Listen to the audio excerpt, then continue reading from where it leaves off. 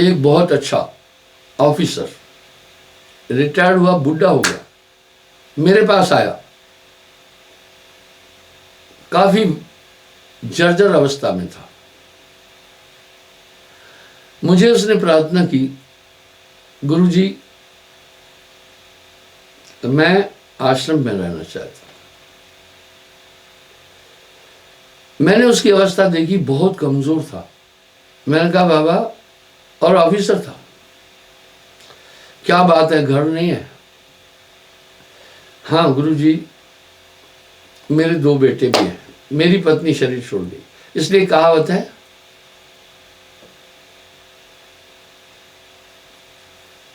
बाल अवस्था में मां नहीं मरना चाहिए।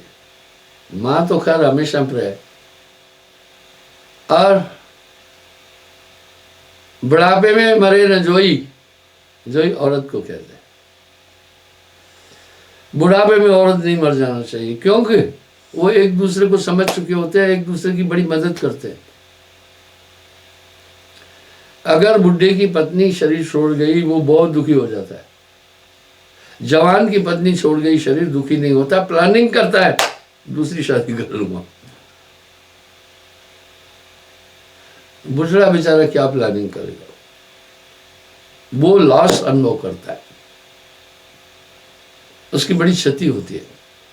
और चाहे लाखों उसे प्यार मिले, बच्चे की मां अगर बचपन में मर गई तो बहुत बड़ी क्षति है। मां जैसा वास्तविक प्यार उसे कोई दे नहीं सकता। उसने कहा गुरुजी मेरी पत्नी थी, अब शरीर छोड़ गई, बड़े अच्छे स्वभाव की थी, जीवन निभाया मेरे साथ। मेरा एक बेटा ऑफिसर है, वो पहले से ही, बहुत पहले से ही अलग रहता है।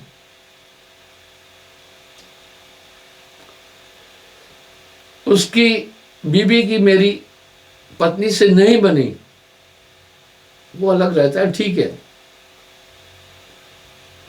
गुरुदेव जो दूसरा बेटा है मेरा, वो कॉन्ट्रैक्टर का काम करता है, अच्छा है, बेटे मेरे दोनों अच्छे। उसका ब्याह हुआ, थोड़े दिन में मेरी बीवी चली गई। अब गुरुदेव मेरे बेटे की पत्नी, मेरी बहू मेरे बेटे को कहती है या तो घर में ये रहेगा या तो घर में मैं रहूंगी। मैंने बोला बाबा, आपकी बहू का के अंदर आपके प्रति इतनी घृणा क्यों है? आपको क्यों, आपके साथ क्यों नहीं रहना चाहती, आपको घर में क्यों नहीं रहने देना चाहती? बोला गुरुजी बुढ़ापे के कारण मेरे लंग्स भी थोड़े कमजोर हो गए, तो मुझे थोड़ा कफ भी आता है, बलगम भी आता है, खांसी भी, कभी कभी मैं नहीं रोक पाता हूं तो फेंक देता हूं कहीं। ये चीज होती है। वृद्ध भयो कफवाय ने घेरो, आपने उस दिन देखा होगा लाइव प्रोग्राम में, मुझे भी थोड़ी कफ आ गई, हालांकि मुझे कफ की इतनी शिकायत नहीं है। कफ अगर आ जाती है फिर श्वास लेने में आदमी को दिक्कत हो जाएगी। मैंने भी, हालांकि लाइव प्रोग्राम दे रहा था, मैंने कफ वे की बाल्टी में, आपने देखा होगा, बाद में एडिटिंग किया गया तो वो हटाई, लेकिन लाइव अभी प्रोग्राम चल रहा है, जो भी घटना है वो तो उस समय आ ही जाएगी, आप तक तो पहुंची थी। तो बोला गुरुजी कहीं कहीं मैं थूक देता हूं, वो बहुत घृणा करते हैं। वृद्ध भयो कफवाय ने घेरो, नित नित रोग नयो। वाह, वृद्धावस्था में कफ पित्त वाय तीनों घेरेगी, गैस भी बढ़ेगी, पित्त बढ़ेगी, कफ बढ़ जाएगी, हाजमा ठीक नहीं होगा, बुद्धि चिड़चिड़ी हो जाएगी, नित नित रोग नयो। अरे साहब ने कोई भी बात वैसे ही नहीं बोली। बोला इसलिए गुरुजी अब मैं जानकर तो ऐसा करता नहीं हूं, वो मुझसे बहुत घृणा करती है। ऐसा नहीं है कि उसके प्रति मैंने कोई कुदृष्टि देखी, वो पुत्री की समान है, बस ये वजह है।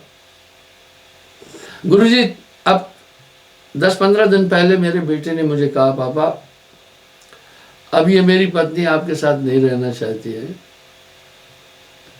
आप आज्ञा दो, मैं कहीं किराए का मकान लेकर के रह लूंगा, क्योंकि वो तो मोहिनी मंत्र में फंसा हुआ था। बोला गुरुदेव, मैंने उसको कहा यार तू कहाँ चला जाएगा, इतनी सुंदर कोठी बनाई है मैंने, तू चला जाएगा, मैं अकेला क्या करना है, मैं मेंटेनेंस नहीं कर पाऊंगा, तू ऐसा कर, तू यहाँ रह, मैं ही चला जाता हूँ गुरु के पास। ये है स्थिति आज। वृद्धावस्था में माता पिता की अवज्ञा करके उनको त्यागना एक बहुत बड़ा महापाप है। वो गालियां भी दे सकते हैं, उल्टा सीधा भी बोल सकते हैं। बच्चे और बूढ़े की बुद्धि एक जैसी होती है, उन्हें कभी नहीं तजना चाहिए, बहुत बड़ा पाप है। जो अपनी पत्नी के कहने पर अपने माता पिता को त्रासित करता है या त्याग देता है, उसे बहुत बड़े नरक में जाना पड़ता है। ये वाणियों में आ रहा है। आप जब छोटे थे तो माता पिता ने आपको पूरा पूरा संरक्षण दिया, आपने कटोरा फेंक दिया, पुचकार करके आपको फिर खिलाया, उन्होंने अपना काम पूरा किया। भाई अब तुम्हारी ड्यूटी आई है, तुम अपना काम पूरा करो। अब उनकी बुद्धि भी ऐसे ही हो गई, रोग कफ बढ़ गए, जब शरीर के बाकी अर्गन्स और पार्ट्स कमजोर हो गए, कमर, आंखें, कान, नाक, तो ब्रेन पर भी तो असर पड़ा होगा ना कुछ। आज ये दशा है, ये बहुत बुरी बात है। मैं एक वृद्ध आश्रम खोल रहा था, मैं सोचता था अपने लिए नहीं जीना है, समाज का कुछ कल्याण करना है। मुझे एक मिनिस्टर साहब आए, मुझे कहा महाराज भूल कर भी आप वृद्धाश्रम मत खोलो, लोगों को ये ज्ञान दो कि अपने माता पिता की सेवा करें, ये उनका फर्ज बनता है। बुढ़ापे में कई रोग होते हैं, आप कहीं कहीं चले जाते हैं, उनको कोई इतनी संभाल नहीं हो पाएगी, दोष आप पर आ जाएगा। मैं कहा वाह मंत्री जी, आपने बड़ी अच्छी बात करी। मैं पीछे हट गया। मैंने फिर सोचा कि एक गरीबों के लिए अस्पताल खोल लेता हूं, पर मेरा ये कार्य नहीं है। अस्पतालें तो हजारों हैं, गवर्नमेंट ने बनाई है, व्यवसायियों ने बनाई है, मुझे तो वही करना चाहिए जो आत्मा के कल्याण के लिए।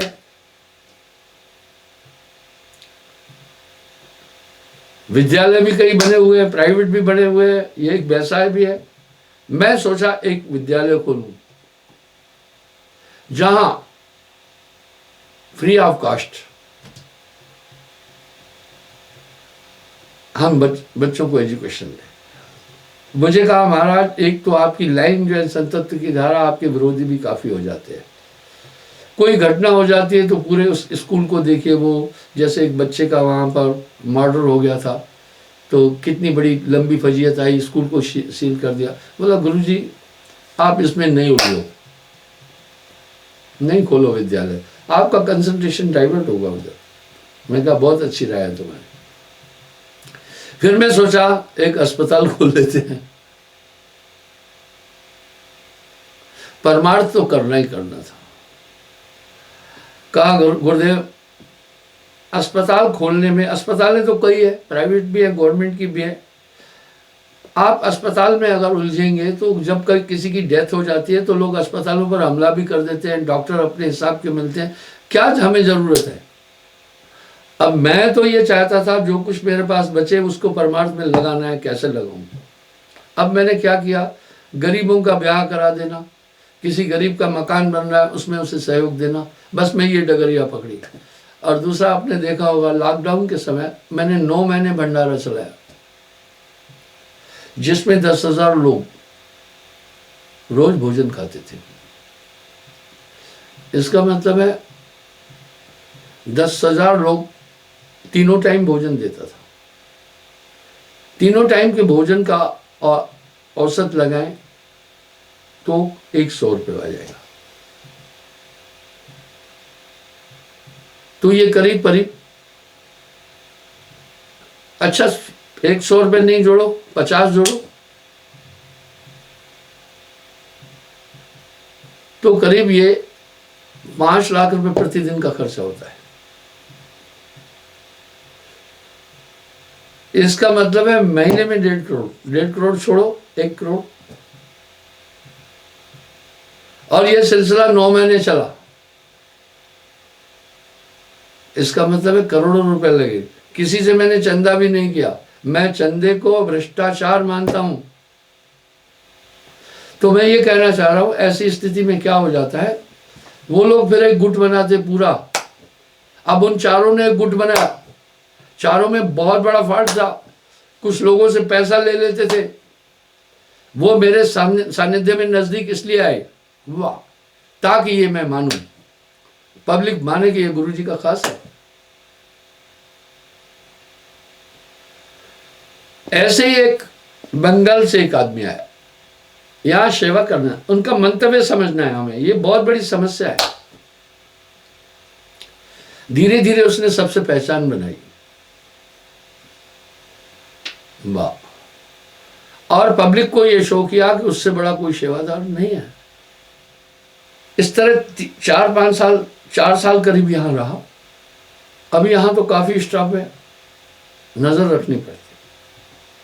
मुझे एक आदमी ने बोला आकर, गुरुजी ये जो गेट पर है, इसने मुझसे 10,000 रुपये लिए कि दूंगा, वापस नहीं दिया।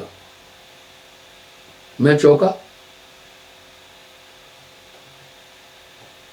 फिर उसने मुझे इशारा किया, गुरुजी इसने बहुत लोगों से पहले भी पैसा लिया हुआ है। मैं बहुत चौंका। जब जानकारी ली, उसने बहुत लोगों से रुपया लिया था। एक बहुत बड़े ऑफिसर से भी लिया था। मैंने 70,000 रुपये उससे लिया। मैंने उसको कहा, भैया आप तो एक अधिकारी हैं, आपने इसको 70,000 रुपये कैसे दिए? बोला, गुरुजी बड़ी सेवा करता था, मैंने इसको देखा, हमेशा अपनी ड्यूटी पर रहता था, तो इसने कहा दे दूंगा, मैं दे दिया। और बड़े ज्ञान की बात भी बोलता था। वाह वाह वाह वाह, क्या बात है, क्या बात है। मैंने दिल में सोचा इसको पुलिस के हवाले करना फ्रॉड में ठीक नहीं है, बदनामी होगी। सीधा उसको बंगाल वापस भेज दिया यहां से। आप सोचें, इस तरह कुछ लोग यहाँ आकर के दीक्षा लेते हैं, उनका मंतव्य कुछ अलग होता है, फिर लोगों को वो भ्रमित करते हैं। अब आप सोचें, ऐसे लोगों से हम मारपीट तो करूंगा नहीं, भगाई तो दूंगा, और क्या है। सहजे मार कबीर की चित दे दे उतार। एक आदमी ने यहां पर 2-3 भंडारे किए पहले, सब लोगों को अपने इन्फ्लुएंस में लिया कि बहुत बड़ा सेवक है। बाद में चुपके से उसने क्या किया, और लोगों से ये कहता रहा, मेरा एक बेटा डॉक्टर है अमेरिका में। वाह। अब लोगों ने सोचा, भाई इसका बेटा अमेरिका में डॉक्टर है, बहुत खास आदमी है। रहने वाला वो बिहार का था।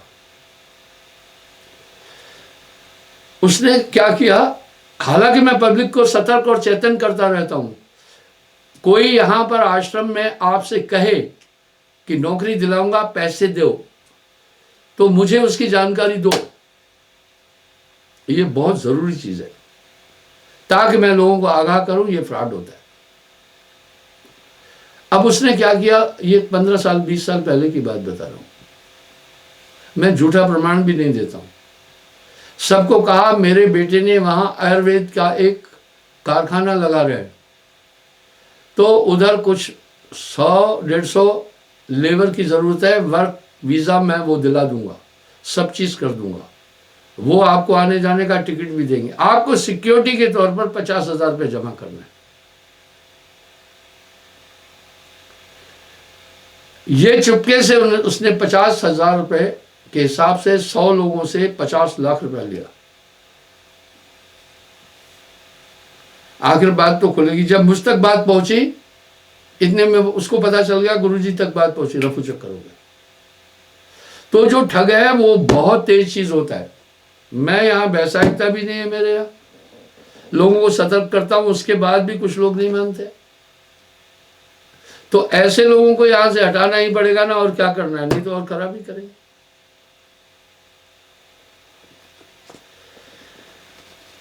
तो कुछ लोग कहते हैं नौकरी दिलाएंगे, कुछ करेंगे, कुछ यहाँ। फिर एक आया, अब यहाँ आकर के 2-3 भंडारे किए, पब्लिक में अपना एक स्थान बनाया, उसके बाद लकी ड्रा वाला वो धंधा शुरू कर दिया। कहीं वो व्यावसायिकता यहाँ पर है नहीं, विवश होकर के कड़ाई से फिर मुझे ऐसे लोगों को हटाना पड़ता है और सार्वजनिक सूचना देनी पड़ती है।